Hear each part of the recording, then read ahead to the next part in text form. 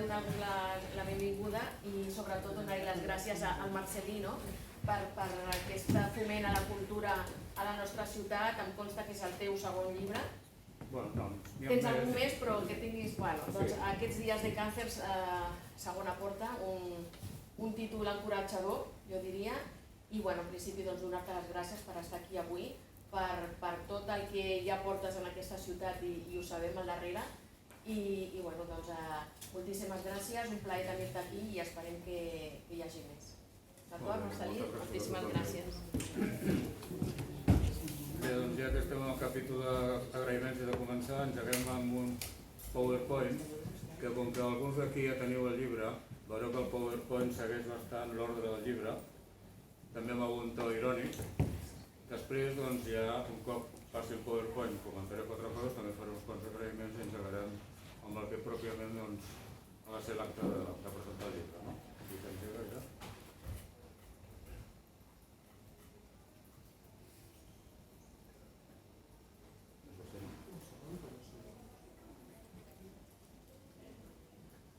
Calma, nada podria fallar.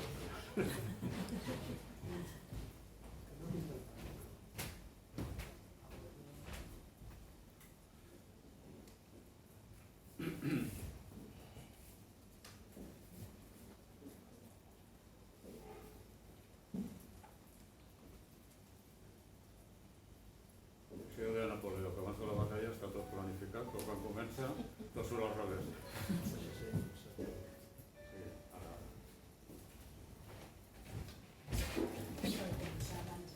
Sí, torna a començar.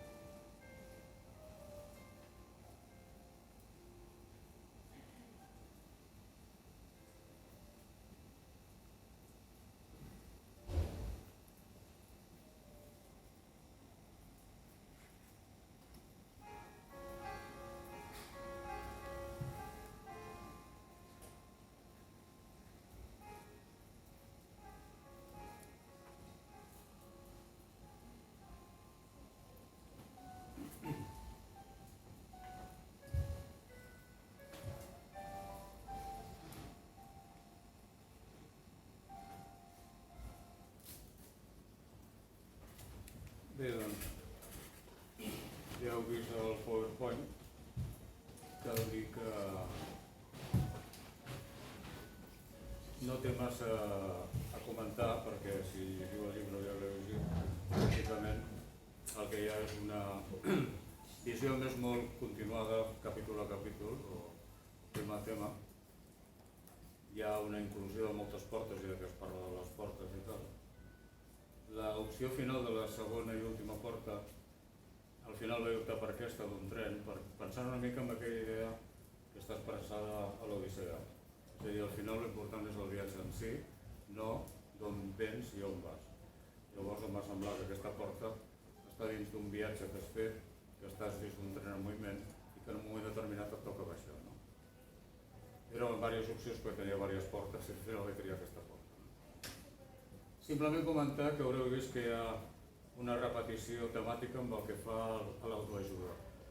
És que hi ha un capítol que es parla de l'autoajuda i aquí el que han fet aquests autors és agafar i parodiar d'autors reals doncs, títols de llibres que òbviament no existeixen. Però per exemple el que diu Has perdido tu casa doncs és aquell de que porque me he perdido el queso, me han quitado el queso, pues porque me han quitado la casa. Però cal dir que els dos darrers són reals, tal qual, que a més els tinc jo a casa. És a dir, que les conseqüències cadascú que les tregui, en tot cas ja en parlarem. No?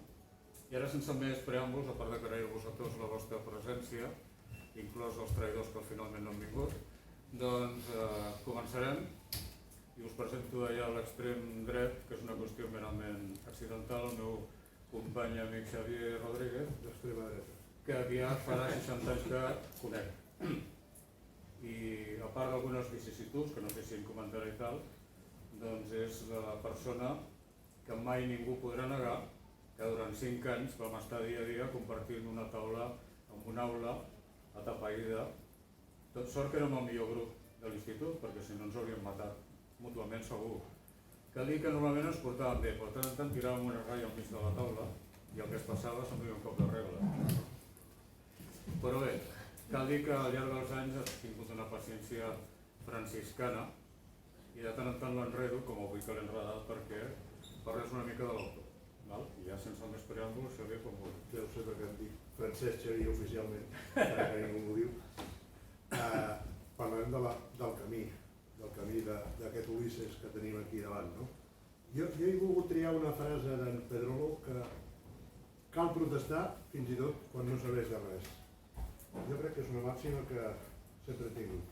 Res, voldria dibuixar 4 coses sobre la vida del company Marcelí. El 2 d'octubre del 64 ens vam conèixer en el Milà i Fontanals. 2 d'octubre perquè el dia 1 d'octubre, el dia del caudillo, els cursos de l'institut no començaven fins al dia 2, perquè s'havia de celebrar el dia del caudillo. Us haig de dir que per mi anar a l'institut Milà i Fontanals va ser un alliberament, perquè cantaven l'himne nacional. Perquè venia d'una escola a la que cantaven 3 vegades al dia, al matí, abans de dinar, i quan es ponia el sol, al cara al sol. Per tant, us vull dibuixar una societat que és la que vivíem i en la que ens vam conèixer. Ell acabava de venir d'Alemanya, on s'hi havia estat 2 o 3 anys, a Baden-Württemberg. En fracció uns 2 anys. Uns 2 anys es van estar a Alemanya i també havia conegut una Alemanya que era l'Alemanya dels derrotats, evidentment. Són 15 anys de l'any 0 de la pel·lícula del Rossellini, no? Sí. I per tant, a vegades hem comentat que la pel·lícula 1, 2, 3 del Bill Wilder retrata molt com devia ser la societat alemanya que ell va viure, influenciada per les romanalles que quedaven dels nazis, pel nou govern de l'Adenauer i aquella societat que volia piular com podia i que al final se n'ha sortit, no? Em vaig trobar amb un gegant com una casa de pagès quan jo era un xaval escanyolit i prim i em vaig acollonir, però la veritat és que Reyes, Rodríguez, any rere any, a més érem de l'estranya espècie dels que fèiem o anglès o italià, perquè heu vist que hi havia coses en italià i ell sempre ha sigut un cultivador de la llengua italiana, no?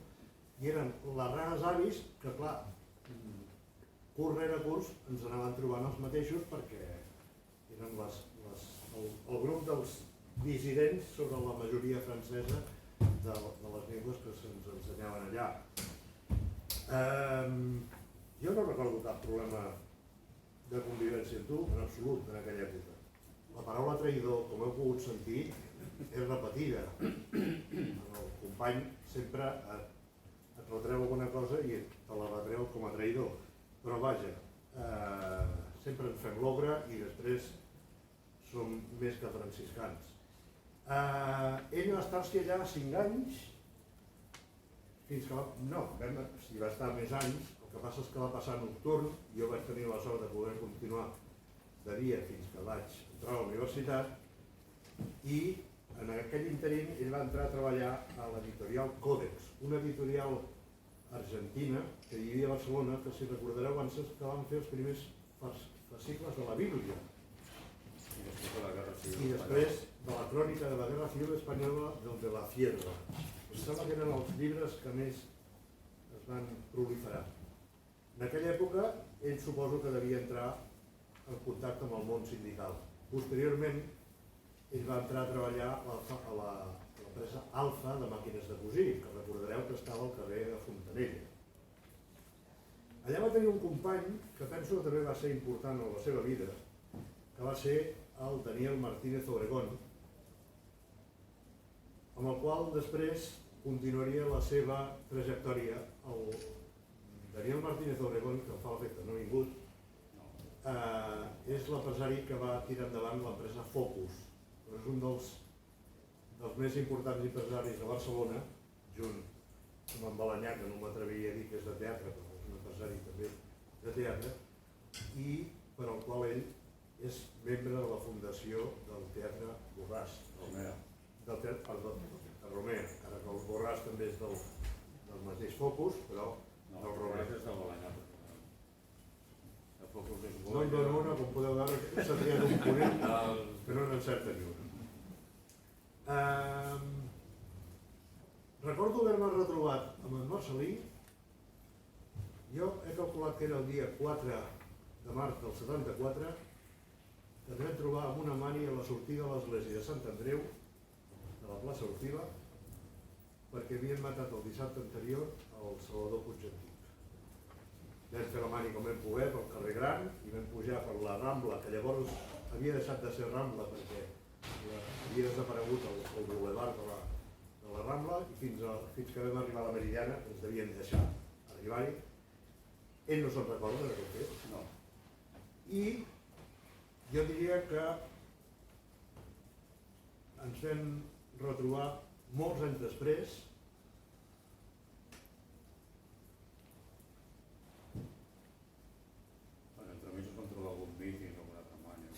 Sí, això és el que anava a dir. Ell va entrar a formar part de la local de la CNT de Barcelona.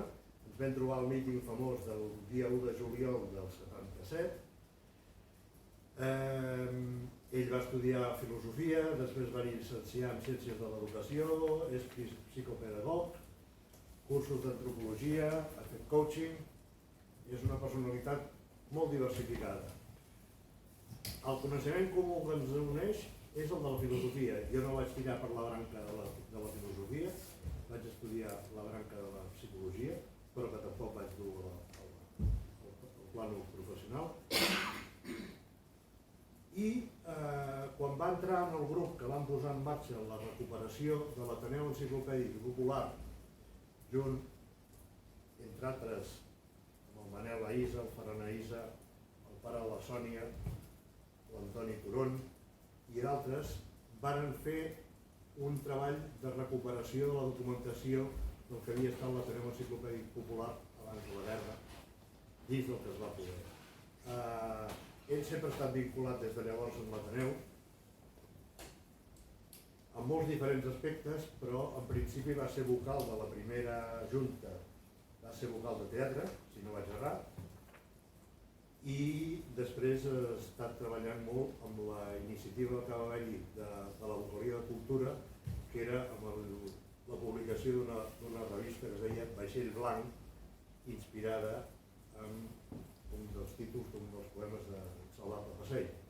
Recordo que també vau fer una exposició molt important de Salvat Passeig quan l'Ateneu es va poder estar acollit a la Casa de la Caritat. Quan la Casa de la Caritat es va poder començar a utilitzar i fins que van decidir fer tots els projectes que avui dia coneixeu del CCCB, de MACBA i de la Universitat del Fabra en Calafeta, que és la que hi ha en aquells locals.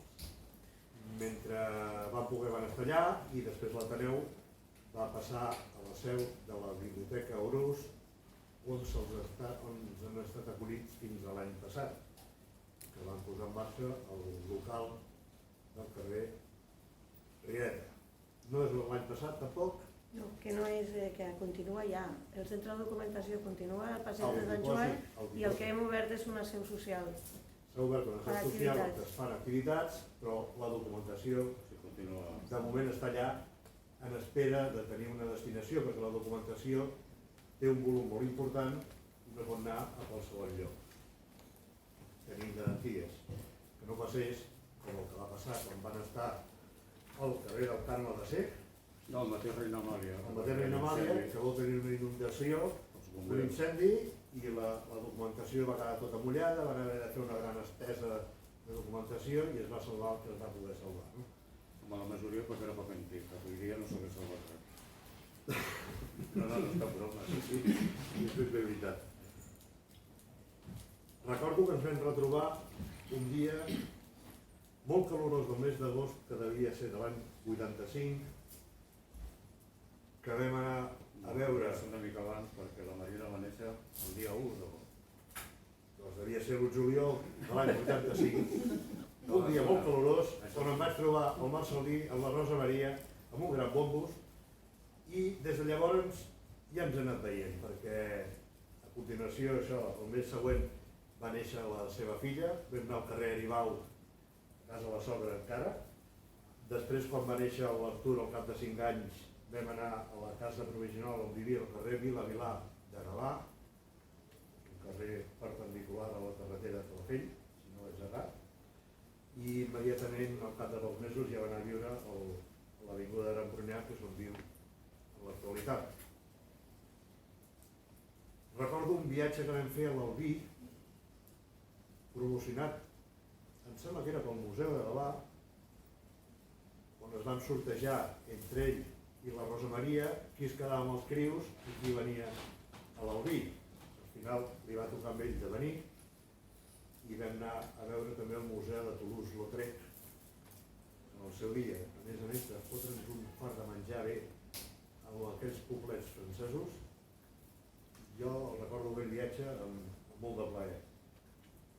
Després, ja sabeu que el Marcelí, a més de la seva militància en sindicats per la seva vida laboral, també va militar a Esquerra Republicana.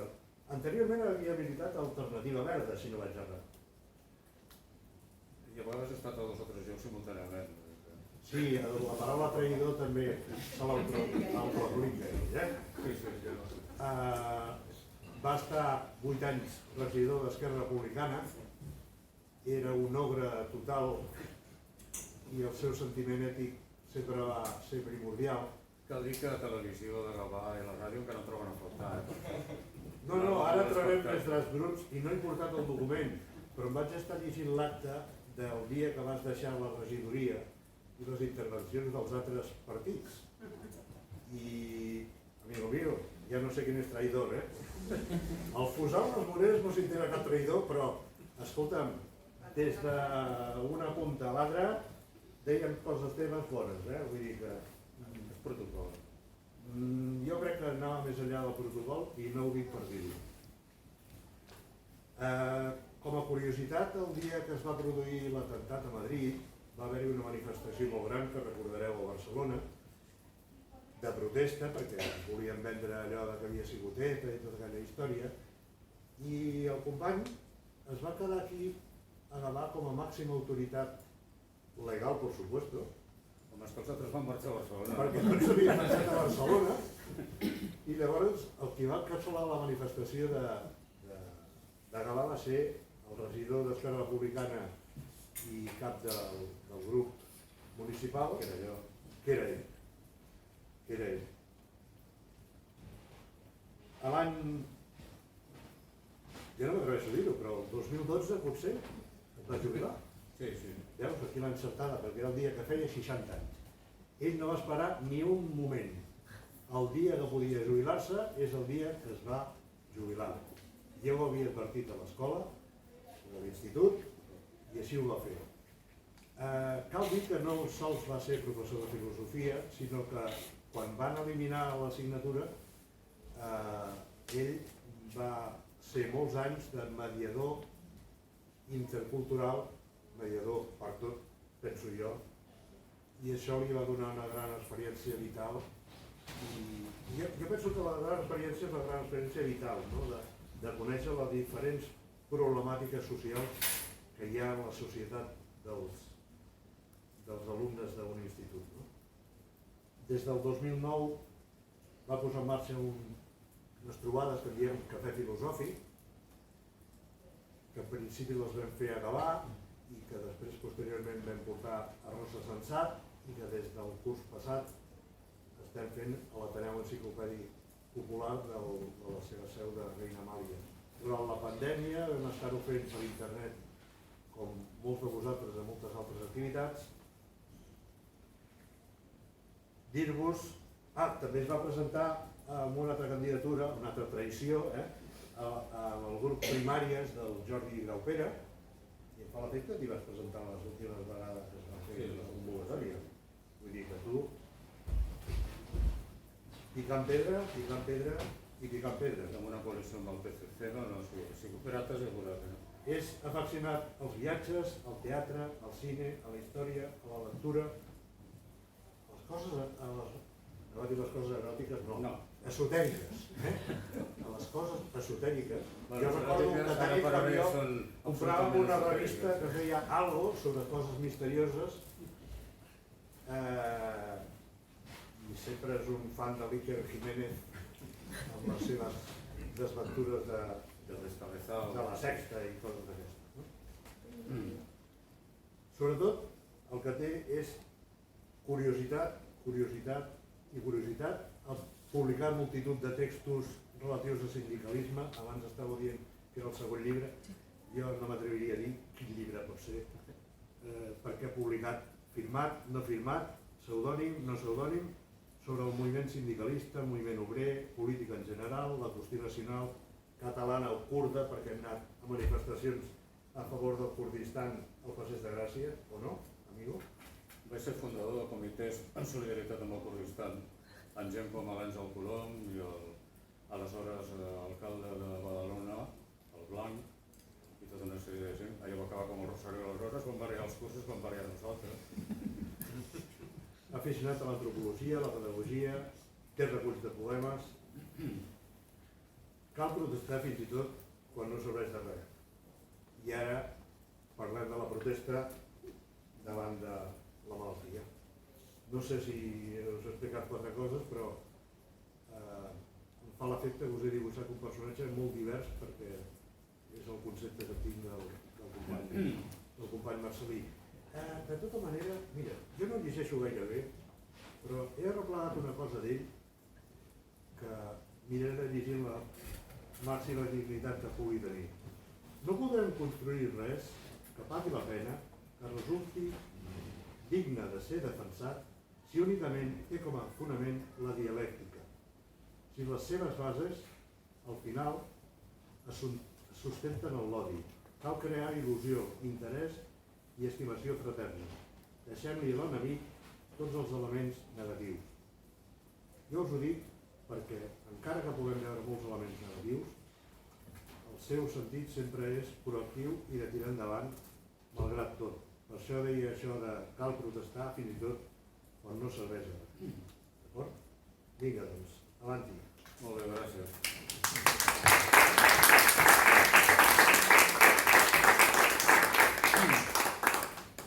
Bé, ara canviem una mica de terç. Aquí a la meva esquerra tenim l'Àngel Gavaldà.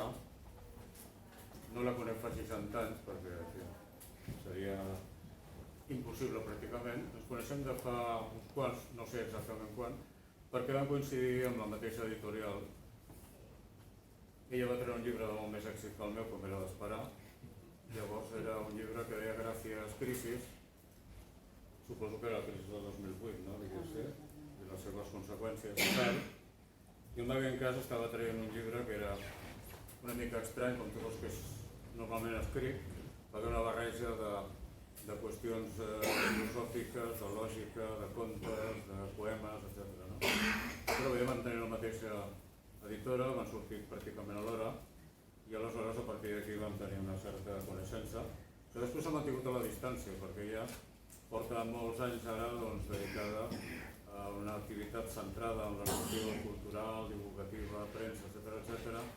Sobretot a Ràdio Sàpiens, està subdirectora del diari Vega Media Press, de la territorial de l'editorial Dédalo. Per tot això es mou entre la regió de Múrcia i el País Valencià. És a dir, que avui pràcticament ha vingut, o ahir va venir expressament per estar avui aquí i parlar una mica d'aquest llibre, del que li ha semblat amb ella, no sé, i triar algun fragment i tal. Jo, la idea que tinc és que un cop acabi la seva intervenció, l'ideal seria, a part de que me quiten de les manos los libros, perquè estan a un preu que mai més tindreu tan a l'abast, de que féssiu preguntes i de que realment participéssiu i volguéssiu aclariments, saber una mica la gènesi del llibre i tal.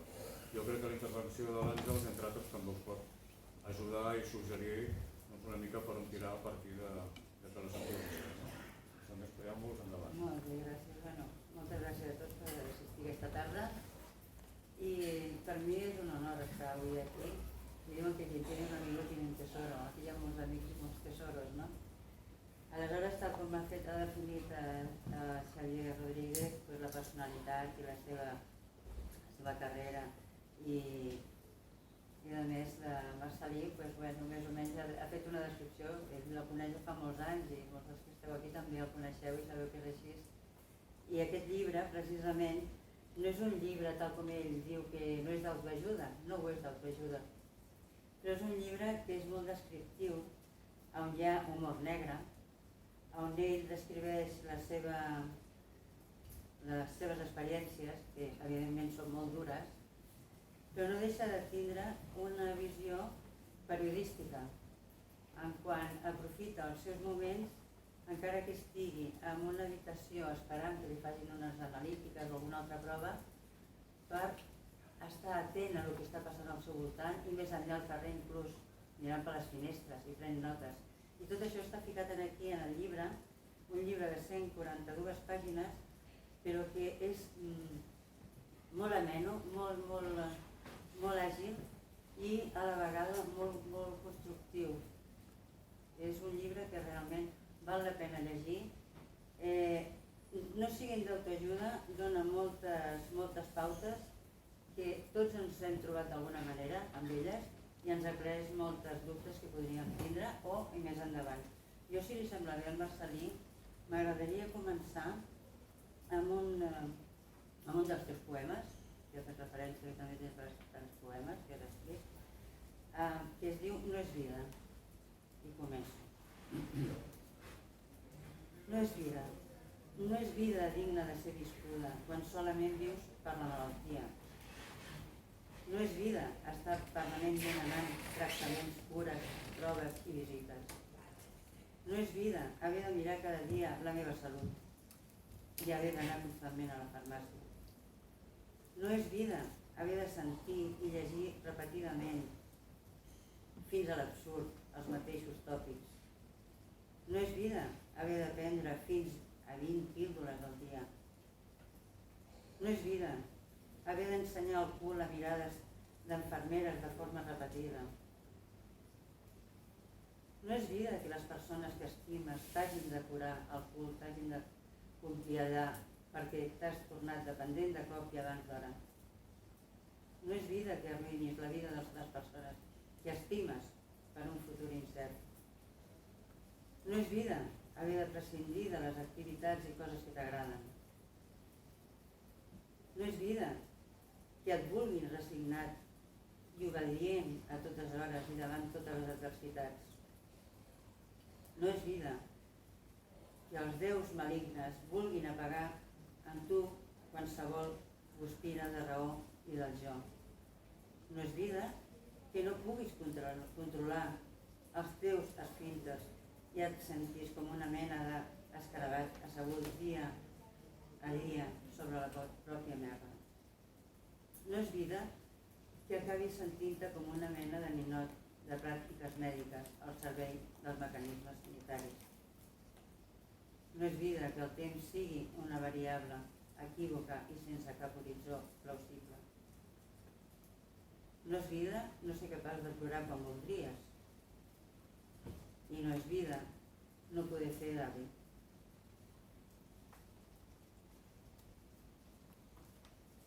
Aleshores, amb un fragment, a mi m'agradaria fer petits fragments perquè m'agradaria que es pugui obrir debat amb l'autor, que és realment interessant. Però bueno, faig dues pinzellades més, no?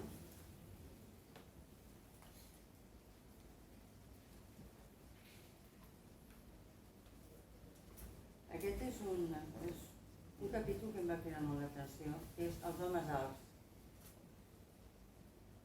Des que sovintejo les meves visites a l'hospital durant els reinals, he observat que els pacients tipus que predominen solen tenir una edat mitjana de 70 anys, amb una majoria d'homes més aviat de curta estatura i predominança de parla castellana i un nivell social i cultural mig o baix. Tenint en consideració alguns d'aquests aspectes, jo mateix vindria a ser un pacient més o menys atípic. A principis de febrer de l'any 2021 va coincidir que primerament tenia una visita de control amb la meva oncòloga i aproximadament una hora després havia de revisar-me el catèter a la zona d'analítiques.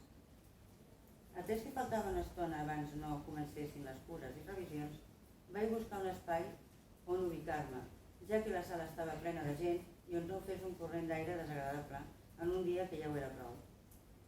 Prou de fet. Un cop trobat a l'espai assegut en un passadís on solament de tant en tant passava personal sanitari amb un pas lent i cansat o algun treballador extern dels que habitualment fan diverses tasques de manteniment, logística o estan empleats a les obres que es van desplaçant d'una banda a una altra del centre hospitalari sense solució de continuïtat, vaig distreure'm llegint un llibre que hi havia inclòs a la meva bossa, fins que un fet inesperat i sobtat va cridar la meva atenció. Quan sorgís dels no-res, de cop i volta, una dotzena d'homes, aparentment entorn de la cinquantena, van aparèixer, alguns en parella, altres sols, i tenien en comú una alçada d'1,90 m. Eren esvelts, no se'ls notava demacrats, i quan parlaven entre ells ho feien amb un català escaient. Anaven ben vestits, però en unes tonalitats de dalt a baix de gris, i tal com van aparèixer davant meu, en pocs segons, es van dispersar en diferents direccions i es van fer onerosos. Això és bastant inquietant, no? Aleshores m'agradaria també si poguessis explicar-nos una miqueta qui eren aquestes persones. A veure, això ha causat també preguntes amb alguns dels lectors. La veritat és que no tinc una resposta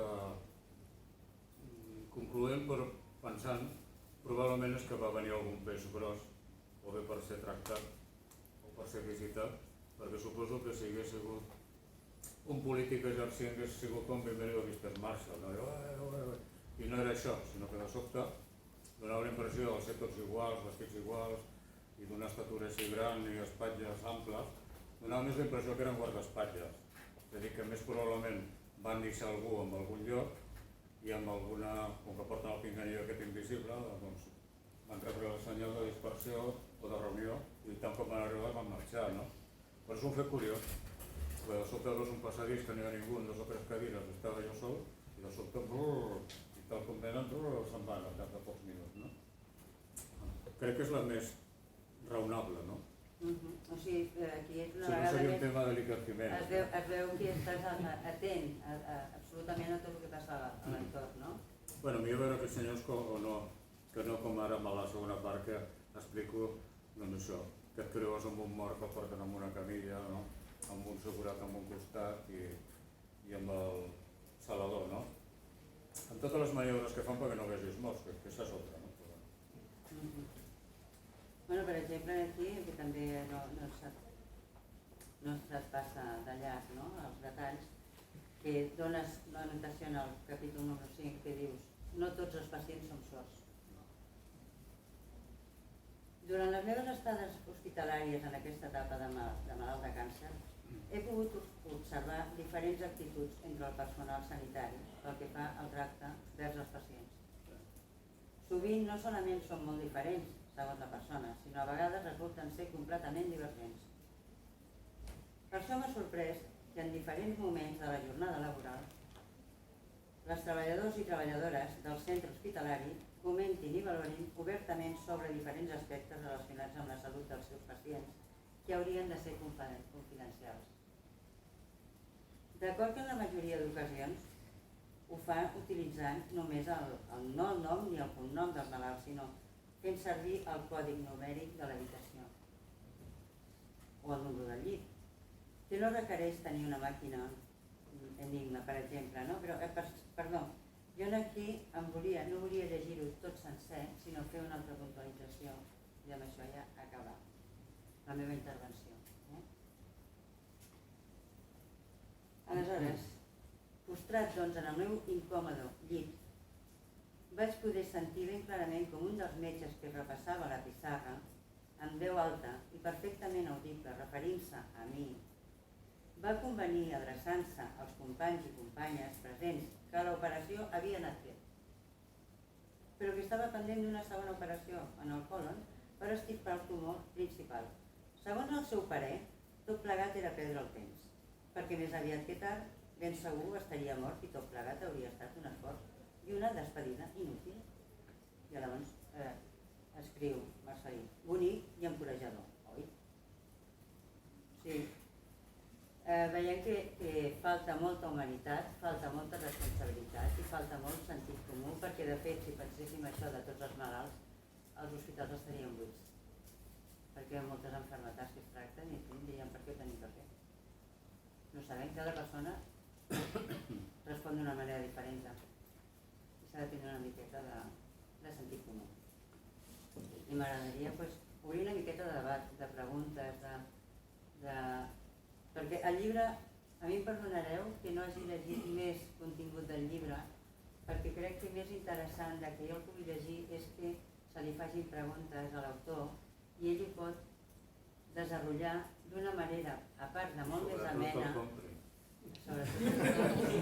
Això és una altra cosa, perquè si llegeixo tot, evidentment teniu una memòria aquí, professors, privilegiada, ho manteniu tota la memòria i jo no compraríeu el llibre. Això és una petita broma, perdoneu-me la broma. Però bueno, que penso que és, bàsicament el llibre és molt recomanable per tot el contingut, tal com està escrit, que té bromes, que et transmet sobretot fortalesa.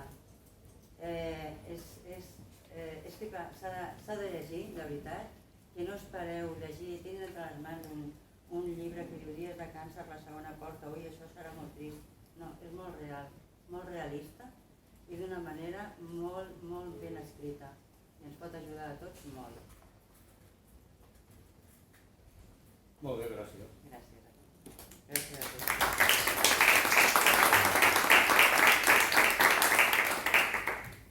Jo, mentre surti la primera persona que pregunti, de fet he donat cèntims en punt perquè si no es parli, hi ha una qüestió que és que no us explicaré coses que estan al llibre, perquè si tingueu interès en comprar-lo, no?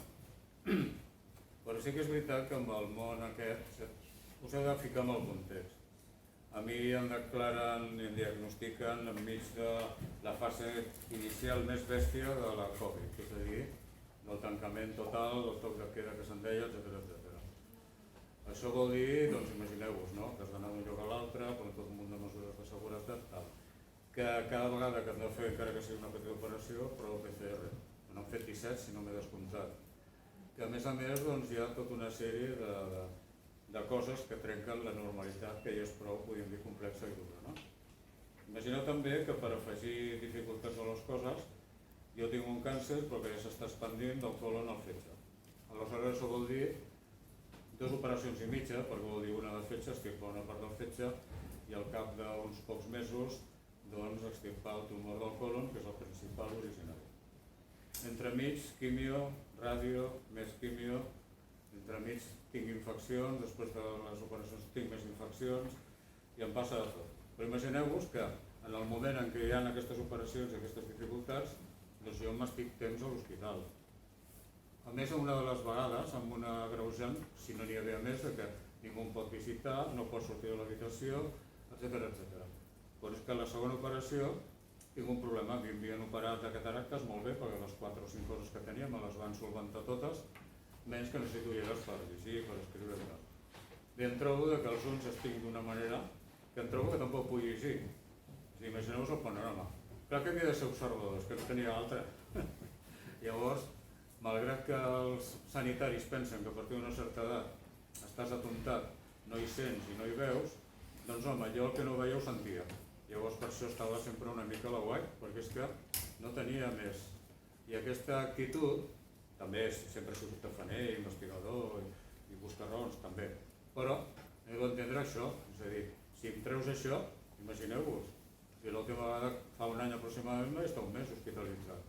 Doncs si no et preocupes, cal dir que llavors sí que ja es podien rebre visites, però és que els períodes anteriors, pues res de res. Si volia alguna cosa, un avís, que t'ho portin, t'ho pujaven, però que jo no tenia cap contacte exterior, no? Ara, després hi ha el factor, entre cometes, sort, bona i dolenta. Que tinguis uns determinats companys a la mateixa planta o al costat teu, doncs és una cosa totalment aleatòria. I no sé per què jo tinc una mena d'atracció per les situacions, els companys i les coses estranyes. Llavors, clar, aquí estan recollides una part de les moltíssimes anècdotes que hi podien sortir, però és perquè són reals i tot el que explico és real. Sí que hi ha realitats que poden estar condicionades perquè surt una operació absolutament drogat i tal i qual, però altres no m'havia pres res absolutament, ni m'havien donat morfina, ni m'havien donat res. I allò estava passant al costat meu, o estava passant al passadís, o estava passant a l'habitació del costat. No? I la veritat és que hi ha quantitat de situacions, de paradoxes i també de rutines de gestió absurdes. Si algun dia us toca anar a Bellvitge, heu vist que aquí sortia un panòptic. L'estructura de Bellvitge, igual que alguns hospitals d'aquella època postfranquista i prefranquista i de les acaballes del franquisme, tenen una vocació panòptica. És a dir, que en un lloc central controla un munt d'habitacions. Bé, avui dia això no s'ha accentuat, més aviat al revés, però continua havent una idea perversa i a més inamovible, totalment absurda. I és, si a tu et toca l'habitació 23 o 24, que és l'última i la penúltima dels cercles, podríem dir, d'aquella torre immensa, la sopa te la menjaràs cada dia freda, perquè comencen pel número 1. I el número 1 vol dir que hi ha un senyor llit 1 i un llit 2. Vol dir que si estàs al 22, com em passava a mi, doncs tenia davant tropecientas persones. I pensaves, clar, ara imagina que és l'estiu passa al revés, si porten gelades te l'has fet, no? És a dir, no hi ha manera de que puguem començar un dia per un extrem i l'altre per un altre. No podem pensar en que no és el mateix perquè hi ha gent que s'adorm com les gallines i gent que no. Resulta que si estàs en un extrem, la medicació que a un li donen a les 10 de la nit, a tu et tocarà a la 1 de la matinada, simplement perquè estàs en un determinat número. I així hi ha un munt de protocols que sembla que no hi ha manera de canviar-los i són totalment absurds. I així podies buscar 30.000 coses que són subsanables i que no costen un duro. Ara, es veu que la flexibilitat deu ser un pecat mortal i així trobes moltes petites coses. No? Després hi ha casualitats. Jo no vaig fer res perquè el dia que esperava, he parlat de 2 operacions i mitja. Per què? Perquè quan van extirpar-me el tumor del colon m'havien de treure una part del colon que quedava cap a fora, però després tornar-lo a posar, que eren 2 operacions amb 7 dies de diferència. Bé, jo no tenia cap culpa de que mentre esperava la primera operació que es va produir al quiròfan 13, no van assassinar ningú, tot sigui dit, però sí que era el número 13. Imagineu-vos que és el dia que van robar els llits que hi havia al baix, al magatzem de llits usats, i jo estava allà i sentia corredisses i crits, ladrón, no sé què, no sé quant. Bueno, doncs és pura casualitat. si hagués anat un dia abans, un dia després, doncs no hauria d'estar escoltant-ho, no? Simplement. Jo primer pensava que era una broma o una cosa estranya. No, eren dues persones que veien un magatzem i tal, van forçar una porta i intentaven endur-se 2 llits i va sortir a la premsa. I així, doncs, mil i una coses que han anat passant al llarg d'aquesta primera part, perquè el llibre s'acaba doncs, amb el primer any i escaig, quan em diagnostiquen el que això significa, com ho entomo, i després doncs, les operacions, i quan sembla que les operacions van bé, 40 dies després et diuen que probablement no han anat bé i que el càncer torna. Un any i alguna després encara estem discutint si ha tornat o que és que tinc una altra cosa. No? Un dia d'aquest sabrem el resultat. Si veieu que d'aquí un temps no som cert res, que m'he mort, i intentaré treure la segona part. I una última referència sobre la segona porta.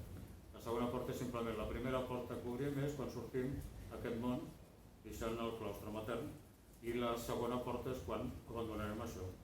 I aleshores, entremig, passen moltes coses i aquí doncs, un reflexiona.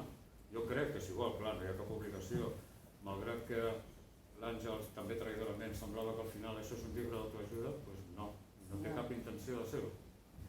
Aleshores, què és el que pretenc? Simplement explico el que a mi em passa, sense que això pensi que ha de ser seguit per ningú, el que faig, com ho faig, una mica el per què, que això és molt discutible, i aleshores una mica a mi donar-me aquesta notícia, una de les coses que m'obliga és a fer una mica d'inventari.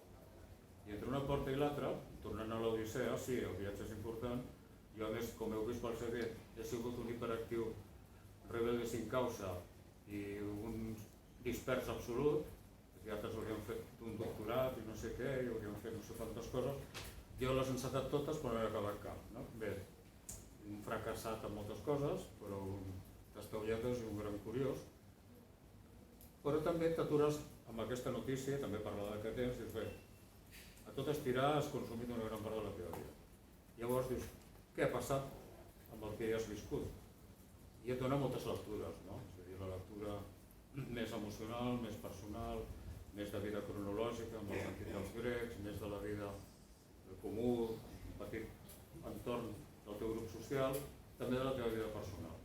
I aquí jo descobreixo, pensant-hi una mica, que jo la segona porta l'he tingut entreoberta moltes vegades.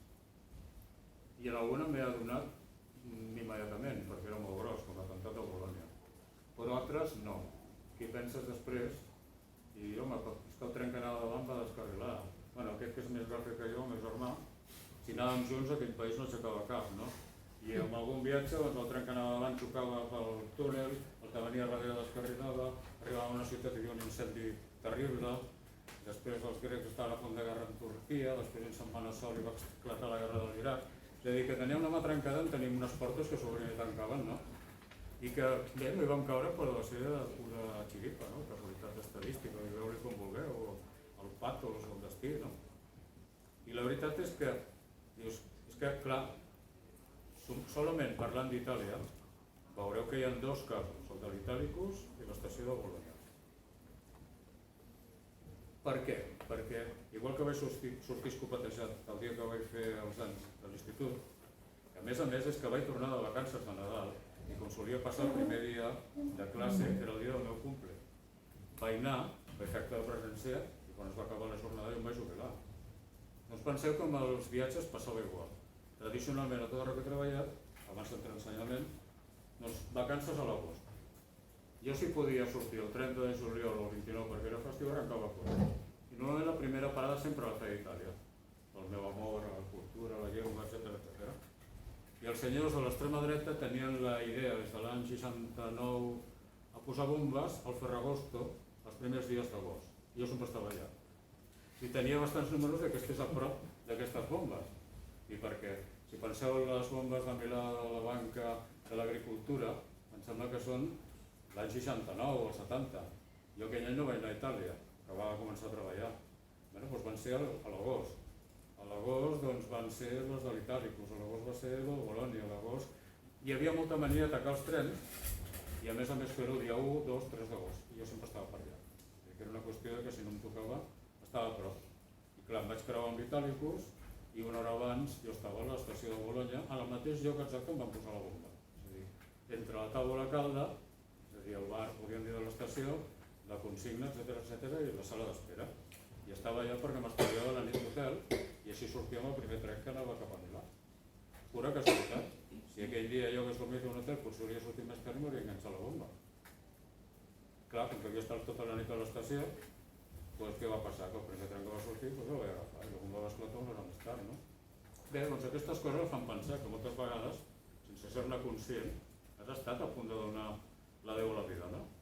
És a dir, que és una manera de pensar que moltes vegades hauríem de fer la reflexió que ningú és massa jove per demà pensar que estarà viu i que has de tenir a poder ser tots els comptes saldats i no anar-te'n amb això, amb la motxilla de les pedres plenes ni amb enemistats i malsentesos absurds. I això és una que et força quan et diuen que tens un càncer que ja veurem com te'n surts, no? I de pas dius, deixa que miri com està doncs, la meva motxilla, els meus llibres de contes i anem a veure què fas, què cal fer, què és urgent. I alhora, doncs, què està en la meva vida? I a partir d'aquí surten tonteries, anècdotes, coses sense sentit i algunes que se t'han oblidat i que a vegades és bo també haver-les oblidat. I sense més, si teniu preguntes, digui, jove. Sí. Sí, jo volia saber, suposo que has pensat molt, què esperes trobar-te a l'altra banda de la porta o aquí? A veure, és difícil ser ateu, però jo em considero ateu, és dir, no m'espero trobar res. Jo diria que crec que el que hi ha a l'altra banda de la porta és el mateix que quan t'anestesien al quiròfan. Vull dir, quedes dormit i els altres veuen que t'has mort, però tu no. L'únic és que això m'ha portat a alguna discussió en el sentit que ara no trauré perquè podria ser una segona pregunta. Tradicionalment la gent creient, la qual anava a dir no m'hi poso, però és mentida, sí que m'hi poso. Però bueno, dialècticament, i és tradició entre, podríem dir, la part més progressista de la gent religiosa, fan una trampa. Jo me'n recordo que hi va una discussió entre l'Umberto Eco, per exemple, i el cardenal Martini, jesuïta, tots dos morts ja. Però és una certa edat tothom se mor ja, no? Bé, i la discussió provocada pel cardenal i bisbe en aquella època de Milà era: pot haver una moral i unes ètiques que no tinguin res a veure amb les creences, amb la religió? A mi em sembla una pregunta absurda, perquè jo faig una distinció filosòfica entre moral i ètica. Crec que també des del punt de vista materialista i ateu o agnòstic es pot tenir una moral, òbviament. Però quina diferència faig? Que la moral, que és el de les religions, va lligat molt amb els consensos, amb les majories, amb les cultures, amb les tradicions i tal. L'ètica, en canvi, pot ser d'un sol. I aquí, en el camp de la filosofia, tenim un martirologi brutal. El Sòcrates el maten, però el Boeci el maten, l'altre el maten, molts acaben a la presó, els fan intentar callar. Per què? Perquè tradicionalment el postulat té a veure amb valors, i els valors els pots tenir igual, tinguis creences o no. I aleshores, jo crec que si en tot cas s'ha de construir més seriosament, és una ètica de valors que sigui absoluta i profundament atea. I els altres que facin el que vulguin. I per mi, que no em consola perquè tinc un gran ego i soc molt occidental, i a mi quan em veu un oriental, no, és que no, és una concòrdia universal i vibració, no sé què. Però a veure, jo estaré al bon lloc? No. És que és bo l'aniquilació del lloc, pues patir. Què vols que et digui? Si no estoy yo, pues que vaya tu padre. Bueno, i si a més no hi ha una, podríem dir, percepció racional, encara menys. Que en el fons això sí que és un prejudici que té una arrel filosòfica, que és el senyor Plató, que els cristians a més agafen a saco paco, però a veure, jo ho sento si algú de vosaltres encara és cristià catòlic, perquè li donaré un disgust. Si vosaltres penseu que el que diu l'Església del més enllà de la mort és cristià, doncs no és cristià, és platònic. I ara feu l'esforç d'imaginar el que Plató diu que l'Església Catòlica diu que és el paradís. I el paradís és l'eterna contemplació de la divinitat, però sense sentits i sense el jo. Oye, pues da asco, ¿qué quieres que te diga? Llavors... Home, però hi ha uns... ens has tocat l'arpa. Que sobretot hem desafinar. L'arpa és un instrument nefast. Jo quan veig les pel·lícules del Groucho Marx m'agrada molt, però quan comença a tocar l'arpa ho accelero perquè em surt insufrible. És a dir que tu t'imagines tota l'eternitat amb això a sobre? Joder. I veure el túnel? Eh? Veure el túnel, la visió del túnel? Bueno, això és una altra No cosa. fa discriminació entre catòlics i no catòlics? Per què hem de discriminar res? Però ja dic, jo crec que en el fons una part positiva i molt interessant dels que no som creients és, a veure, la creença és una mica absurda en el sentit que estem en un univers que és finit, que pot tornar a començar, però és finit, durarà més o menys milions, però tard o d'hora s'acaba. Tots els sistemes que coneixem al voltant del nostre univers estan en expansió, però van cap a un punt de nova concentració i tornarà tot a començar. Bé, doncs jo penso com un ateu, doncs aprenent d'ateu, que la meva matèria, com diuen a les pel·lícules americanes, doncs forma part de les estrelles que han existit, formaran part de les que vindran, i quan desapareguin, doncs desapareixeran. I probablement jo porto algun àtom d'algun fill de puta, però també d'alguna persona interessant, i majestàticament ètica i estètica, però bé, és la realitat. Que diguis, home, però sí, em sap greu que el meu jo s'extingeixi. Però també hi ha una cosa que jo us vull fer pensar. Jo que sabeu que sóc un antisocialista, perdona'm, local, hi ha una cosa que els agraeixo, que traguessin la llei de l'eutanàsia. Perquè mantenir la vida a tot preu és un absurd. Perquè arriba un punt, si heu sentit aquest poema de que no és vida, imagineu-vos la gent que a més ja no controla res, ha perdut la xaveta. Quin sentit té l'acarnissament per mantenir-lo viu? És absurd. Per què us podíem discutir? Què consideren vida que val la pena ser viscuda i que tu controles la teva pròpia vida? Doncs ha d'arribar un punt en què diguis no, fins aquí hem arribat. Ara, dir, home, és que la teva, podríem dir, esperança de vida és petita, no sé, bé, vale, però és que estirar-ho a tot, a qualsevol costa, és terrible, és terrible. Ja dic, no tinc cap interès ni en morir-me ni en fer res. Ara, cada vegada que em discuteixo una oncòloga, doncs li dic, bueno, que ja posem en marxa l'eutanàsia o com ho tenim, no? Digues. En quin moment decideixes escriure un llibre? I per què? Quines són les principals motivacions que porten a escriure? Les motivacions són tres, bàsicament. Una, com que vull lluitar contra els tòpics, que això ho vaig parlar a l'emissora, de Ràdio Bavai, jo no sé per què els que teniu una edat sí que ho enteneu. Jo me'n recordo que era petit i després era adolescent. I quan es moria algú de càncer no es deia, és una paraula que no es deia. I començaven a utilitzar tota una sèrie de substitutoris. I a mi el que m'emprenyava ja de bastant petit era ha mort una malaltia lletja. Dius, hombre, coño, si mueres de tuberculosis has estado más contento, ¿no? I al final si t'ha matat te n'és, no?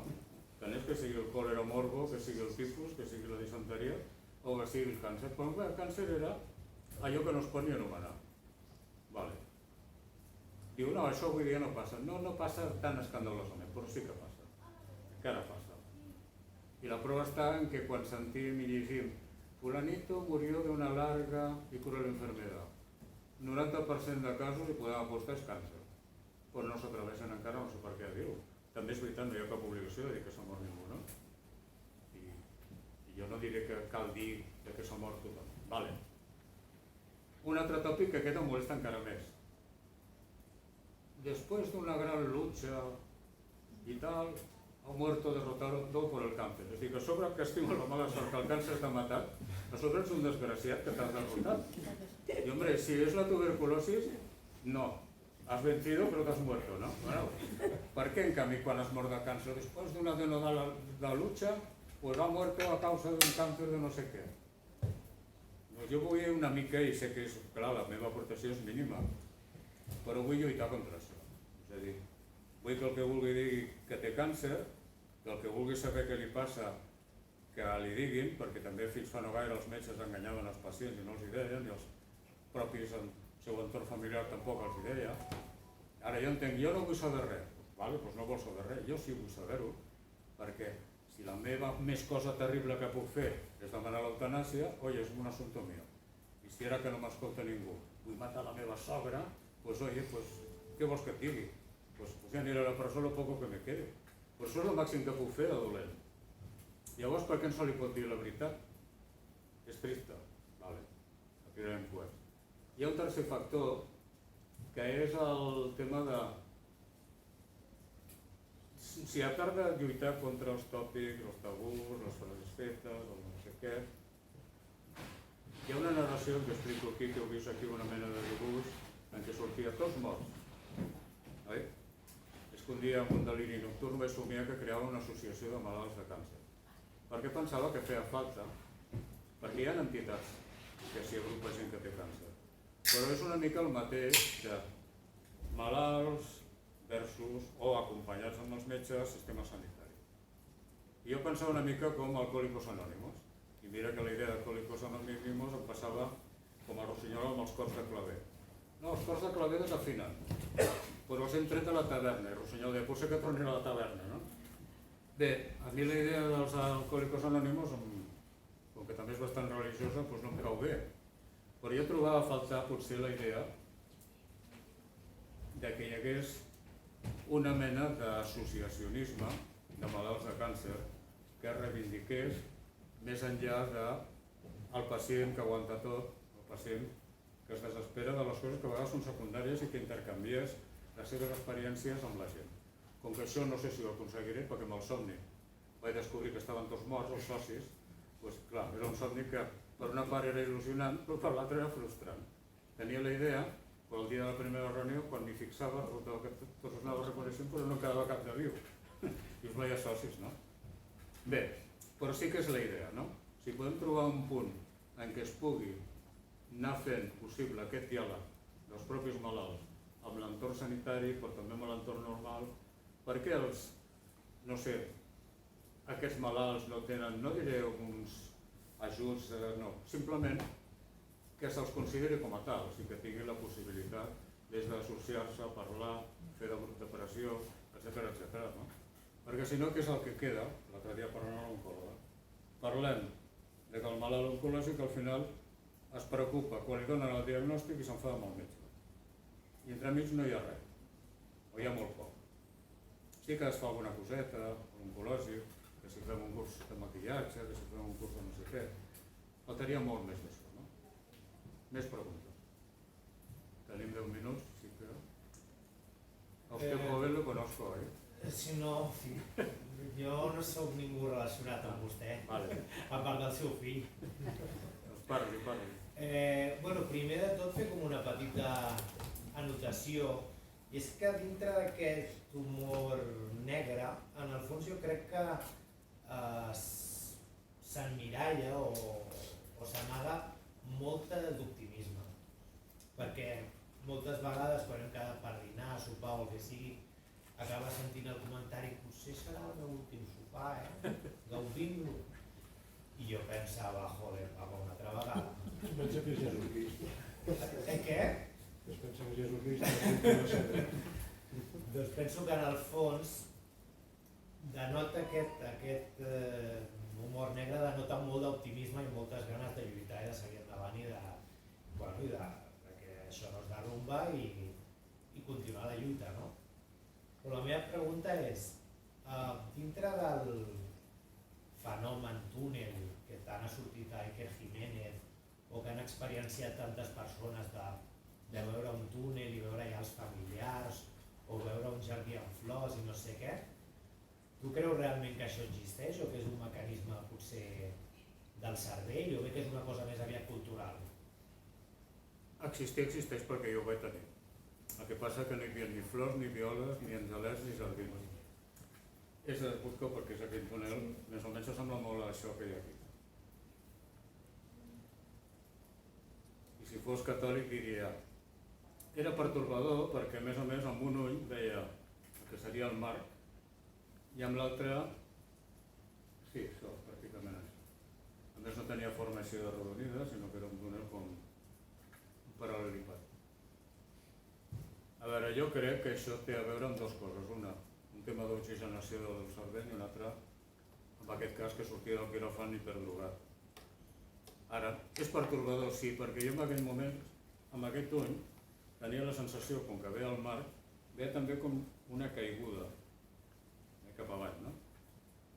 En canvi, l'altre hi veia tota la, podríem dir, tota la imagineria, no? Hi veia tot el túnel, una multitud al fons, i l'única persona que es va costar i va reconèixer era la meva pobra mare, que si fos catòlic iria al cel sí, però com que no ho soc, pues...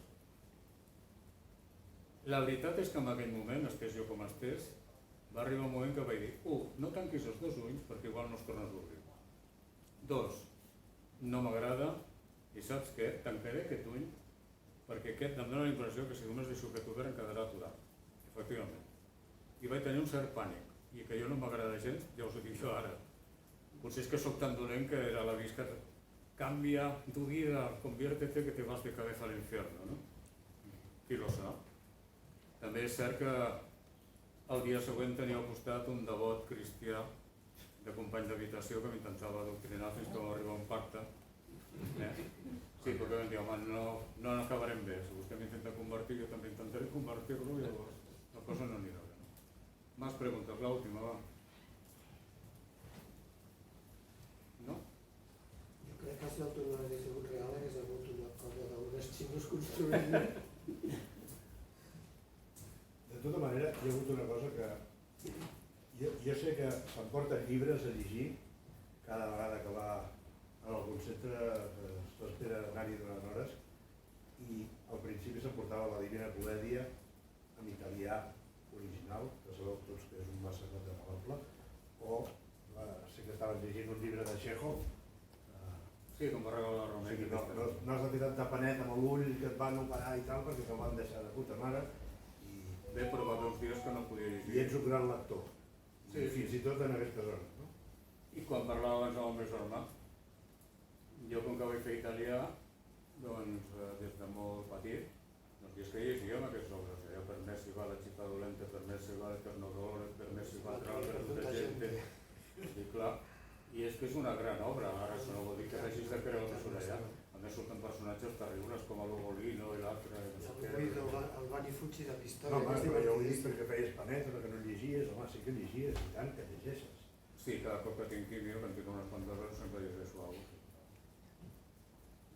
Jo el que diria és que si realment hi ha aquesta autopista que baixa amb foc encès i de l'igual, no seràs l'únic que baixarà, ens trobarem uns quants allà, ja farem alguna farra. Home, és que si el cel, entre cometes, hi ha el que diuen que hi ha, no tinc cap interès en anar-hi, I a sobre l'ARPA, no? Amb la recua de fills de puta que diuen que són sants, pues jo no quiero ir allí. T'imagines? Hòstia. Vull dir que llavors ja estàs bé a l'altra banda, almenys no passaràs fred. Vull dir que ara, potser ja hi haurà una fanfàrria horrorosa i reggaeton, no? Però bueno. No sé què serà pitjor, si l'ARPA o el reggaeton, però bé. En tot cas, quan arribem ens direm benvinguts. Bé, doncs gràcies a tots i a veure si d'aquí un temps doncs, presento alguna altra cosa, perquè tinc algunes que tinc per corregir i la segona part, que no sé com es dirà, si tot va bé o si va malament, doncs, per explicar les perspectives igualment, no? I això, gràcies a tots per dedicar-me aquesta estona i ja està, levantamos